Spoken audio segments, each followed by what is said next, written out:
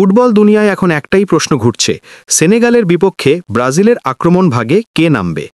Vinicius, Rodrigo আর Richarlison কি আবারও একসাথে মাঠ কাঁপাবে, নাকি আসবে নতুন প্রজন্মের ঝড় এস্তেভাও, জোয়াও পেদ্রো আর লুইস হেনরিকে? এই ম্যাচেই কি ঠিক হয়ে যাবে ব্রাজিলের ভবিষ্যৎ কোন দিকেই যাবে? আজকের ভিডিওতে জানব কোন আক্রমণ লাইন সেনেগালের মতো শক্তিশালী প্রতিপক্ষের বিপক্ষে সবচেয়ে কার্যকর হতে পারে আর কেন। ব্রাজিলের হাতে এখন দুটি স্পষ্ট বিকল্প। প্রথমটা অভিজ্ঞ ত্রয়ী ভিনিসিয়াস জুনিয়র, রদ্রিগো এবং রিচার্লিসন।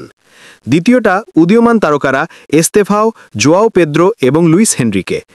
কিন্তু প্রশ্ন হলো, সেনেগালের মতো শারীরিকভাবে শক্তিশালী ও ট্যাকটিক্যালি পরিপূর্ণ দলের বিপক্ষে কোন লাইনটা বেশি ফল দেবে?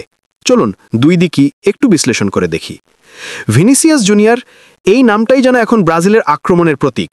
বাম দিক থেকে তার গতিতে ডিফেন্ডাররা প্রায় ভুল করে বসে। শুধু গতি নয়, বল নিয়ে ড্রিবল, ফিনিশিং সবকিছুতেই সে অপ্রতিরোধ্য। ভিনিসিয়াস এমন একজন খেলোয়াড় যে এক মুহূর্তেই ম্যাচের মোড় ঘুরিয়ে দিতে পারে। তার প্রতিটি রান, প্রতিটি কাট, প্রতিটি শট প্রতিপক্ষের জন্য আতঙ্কের। অন্যদিকে রদ্রিগো হলো একেবারে ভিন্ন ধাঁচের খেলোয়াড়। সে তাড়াহুড়ো করে না, পায়ে বল থাকলে মাথা ঠান্ডা রাখে, সঠিক সময়ে পাস দেয়, মাঠে স্পেস তৈরি করে, আর দরকার হলে নিখুঁত শটে বল পাঠিয়ে দেয় জালে। রদ্রিগোর উপস্থিতি আক্রমণে ছন্দ আনে, ভারসাম্য রাখে এবং অন্যদের খেলাকে সহজ করে তোলে। আর রিচার্লিসন, ব্রাজিলের আক্রমণের ফিনিশিং মেশিন।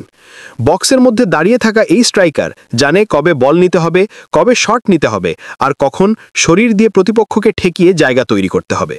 সেনেগালের ডিফেন্স শারীরিকভাবে শক্ত, তাই বক্সে একজন শক্ত ফিনিশার থাকা অত্যন্ত জরুরি। এই জায়গায় রিচার্লিসন অপরিহার্য। তিনজন একসাথে খেললে আক্রমণ হয় গতি, বুদ্ধি আর শক্তির এক নিখুঁত মিশ্রণ। এদেরকে বলা হচ্ছে ফিউচার অফ ব্রাজিল। এস্তেভাও মাত্রই কিশোর বয়স পার করছে, কিন্তু তার পায়ে বল মানেই জাদু। আত্মবিশ্বাসে ভরপুর, একের পর এক ড্রিবল, প্রতিপক্ষের মাঝ দিয়ে ঢুকে খেলা তৈরি করার অসাধারণ দক্ষতা আছে তার। জোয়াও পেদ্রো একেবারে ক্লাসিক নাম্বার 9। বক্সের মধ্যে অবস্থান ধরে খেলে, ফাঁকা জায়গায় দৌড় দেয় আর সুযোগ পেলেই গোল নিতে পারে।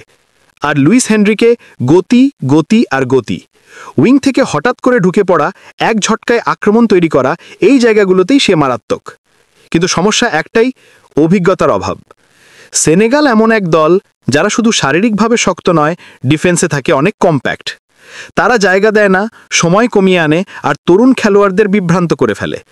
এই জায়গায় সিদ্ধান্ত নেওয়ার পরিপক্কতা খুব দরকার হয়, যা তরুণ ত্রয়ীর ক্ষেত্রে এখনও পুরোপুরি তৈরি হয়নি। যদি ব্রাজিল ম্যাচের শুরু থেকে নিয়ন্ত্রণ রাখতে চায়, গোলের জন্য চাপ দিতে চায়, তাহলে অভিজ্ঞ ত্রয়ী ভিনিসিয়াস জুনিয়র, রদ্রিগো আর রিচার্লিসন এই মুহূর্তে সবচেয়ে কার্যকর বিকল্প। তাদের মধ্যে বোঝাপড়া আছে, একসাথে খেলার অভিজ্ঞতা আছে এবং বড় ম্যাচে মানসিক দৃঢ়তা আছে। তবে হ্যাঁ, ভবিষ্যৎ যে এস্তেভাও, জোয়াও পেদ্রো আর লুইস হেনরিকেদের হাতেই, তা নিয়েও কোনো সন্দেহ নেই। এখন দেখার বিষয়, কোচ আনচেলত্তি কাকে বেছে নেন, অভিজ্ঞতার নিরাপদ হাত নাকি নতুন প্রজন্মের দুঃসাহসিক ঝড়? আপনারা কি ভাবছেন? ভিনিসিয়াস, রদ্রিগো, রিচার্লিসন কেউই কি সেনেগালকে ভেঙে দিতে পারবে, নাকি তরুণরা নামবে আর সবাইকে চমকে দেবে? কমেন্টে জানিয়ে দিন আপনার পছন্দের ফ্রন্ট থ্রি।